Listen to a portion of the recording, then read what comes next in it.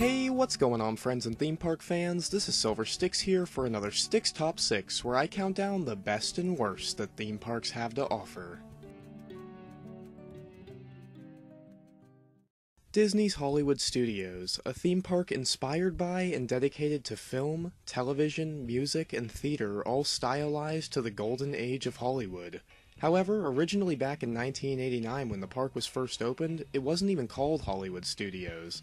In fact, to increase public interest and utilize more properties throughout their new park, Disney went ahead and signed a major licensing agreement with Metro-Goldwyn-Mayer Studios, or MGM, which allowed Disney to use characters from movies like Singing in the Rain, Tarzan, and The Wizard of Oz, just to name a few, but in return the name of the park would have to be Disney's MGM Studios to promote both companies in one.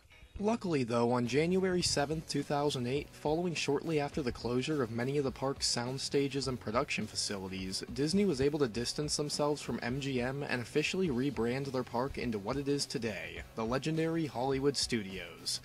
So, with the Disney-MGM merger completed, Hollywood Studios really started to step away from any sort of backlot/filming intentions that were originally going on, and have completely focused their efforts on building some of the most immersive and incredibly fun rides, shows, and areas that any theme park has ever seen before.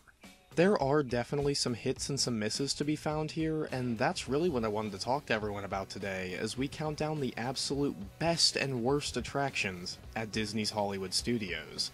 In case you're new around here and you're not sure how a Stix Top 6 Best and Worst video works, it's super simple. Numbers 6 through 4 are the top 3 worst, while numbers 3 through 1 are the top 3 best.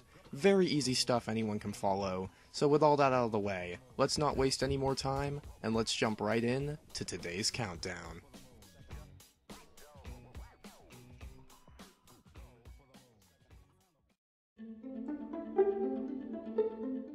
Starting off our 3 worst attractions today, we'll be heading towards Toy Story Land, where we'll be able to find a ride that I personally have a lot of fun with, but one that's also pretty much unanimously considered a little lackluster. And that, ladies and gentlemen, is the intergalactic spin-tastic adventure, Alien Swirling Saucers. This minute and 25-second attraction is essentially just a reskin of Mater's Junkyard Jamboree over at Disney California Adventure, and personally I do like the theming on both rides, but the entirety of Radiator Springs just has to take the cake in my book. So basically Alien Swirling Saucers just ends up being a worse version of an already existing ride. The music overhead, the lighting effects at night, and the overall atmosphere are all great, don't get me wrong. But the short ride time, the copycat ride system, and the sort of off-the-shelf average theme park feeling this ride gives off just set it back so far. Especially when you compare it to the rest of Toy Story Land, it just doesn't stack up at all. I guess it is good to have more attractions throughout Hollywood Studios that anyone of any age can enjoy, but I would still rather go on Toy Story Mania, Star Tours, or just catch one of the shows around the park before I ever step foot in the unusually long line for Alien Swirling Saucers.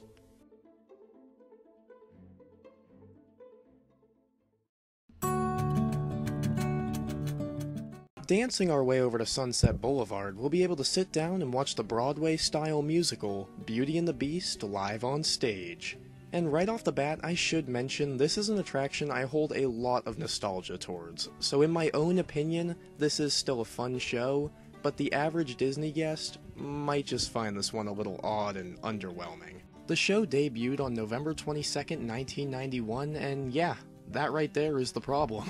This performance is wildly outdated, from portions of the Beauty and the Beast story being cut for time, to the old and bizarre costume choices.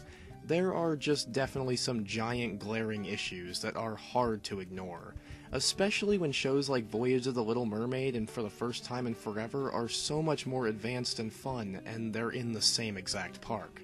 Honestly, unless you're a massive Beauty and the Beast fan, or you're someone like me who just remembers this show from their childhood, then I really don't know who to recommend this one to. It's really nothing special, and I end up seeing more people bored and let down than people smiling and excited after the show ends, and that's really just not up to Disney quality. It was up to snuff back in '91, but guys, it's 2019 now. 1991 was 28 years ago. and it is beyond time for an update to this once legendary attraction.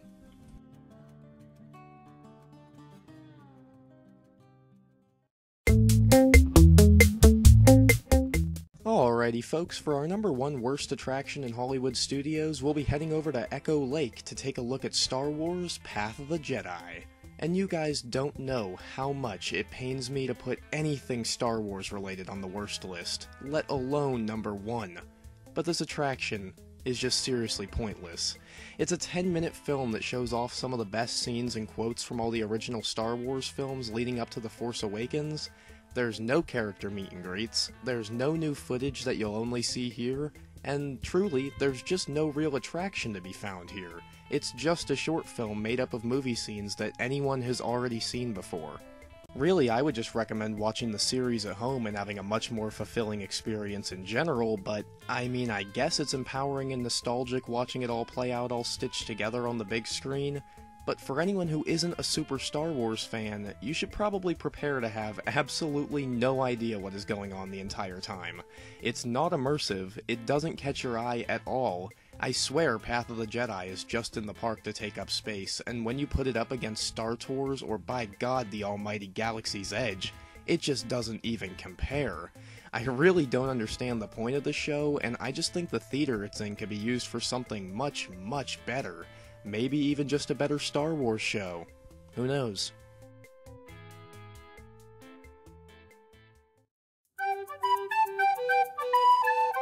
Starting off our three best attractions today, we'll be moving back over to Toy Story Land, where we'll hop aboard the 2-minute-long winding steel family roller coaster, Slinky Dog Dash. With two separate launches, a maximum speed of 40 miles per hour, massive heights, drops, and sight lines you're able to see, and of course the absolutely incredible theming from the second you enter the queue until the second you walk off the ride, this attraction easily maintains its place as one of the most popular in the park by far. With an average wait time of around an hour and a half to 2 hours, this is its only downside, especially because getting fast passes for this one is beyond rare unless you're staying at the resorts and planning 60 days in advance, but I digress. I still honestly think it's worth the wait on most, if not every time I visit Hollywood Studios. The quotes from Jessie and Rex overhead, the sound of Slinky jingling in the wind as you race around the bizarrely zigzagged track that keeps you disoriented in a really great way, and of course the fantastic ending scene featuring an exceptionally impressive audio animatronic of Wheezy singing "You've Got a Friend in Me," are just a handful of the reasons you need to give this ride a try. It is truly on a new level of perfection.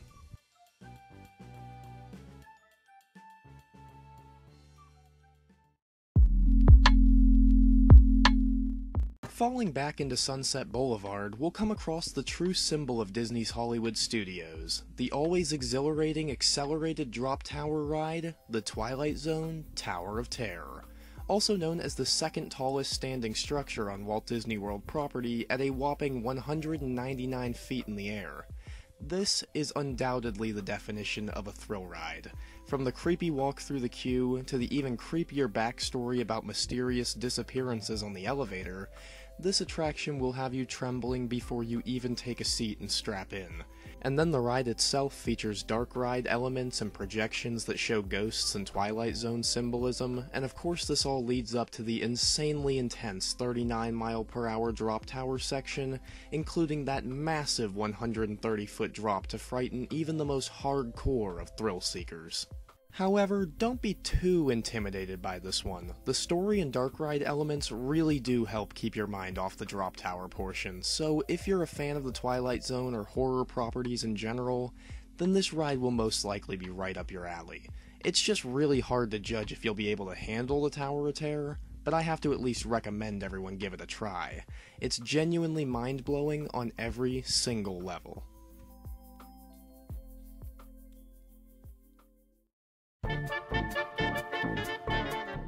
Right, so for our number one best attraction at Hollywood Studios, I've made a big choice. One that I'm sure a lot of people will call cheating or unfair or whatever, but it just had to be done. Our number one best attraction is simply the entirety of Star Wars Galaxy's Edge. I'm sorry, how could I not pick this? Galaxy's Edge is literally 14 acres of straight immersion. Yes, Millennium Falcon Smuggler's Run is a better example of a quote-unquote attraction for the list by itself, but I just have a feeling when Rise of the Resistance opens in December that it'll need to take a spot on the best list as well. And frankly, the Droid Depot and Savi's Workshop and the dining locations on their own make for incredible experiences too that I personally would call attractions as well. So really, I just couldn't make up my mind on one singular spot within Galaxy's Edge to put on the list. It's all just too perfect.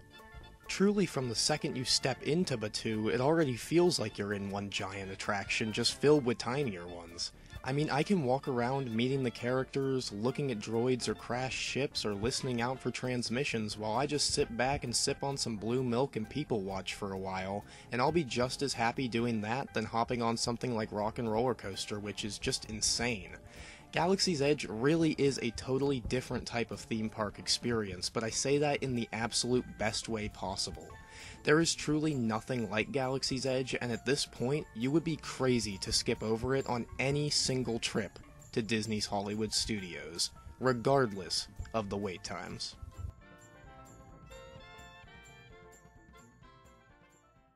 Alrighty folks, that's gonna about wrap up today's video. I really hope you all enjoyed. If you did, please consider leaving a like, comment, subscribe, and share the video around. It'd mean a lot and help out a ton. Also, leave in the comments what your favorite and least favorite attractions throughout Hollywood Studios are so we can start a conversation down there. But anyway gang, with all that out of the way, this is Stix signing out. I hope you have a great rest of your day, theme park fans. Peace.